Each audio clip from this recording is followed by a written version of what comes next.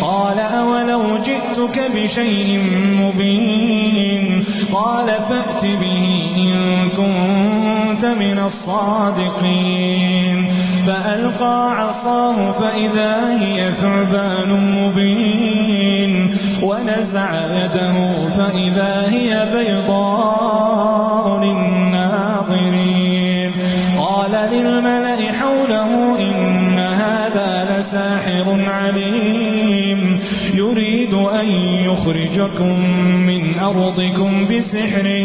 يريد أن يخرجكم من أرضكم بسحره فماذا تأمرون قالوا أرجه وأخاه وابعث في المدائن حاشرين يأتوك بكل سحار عليم فجمع السحرة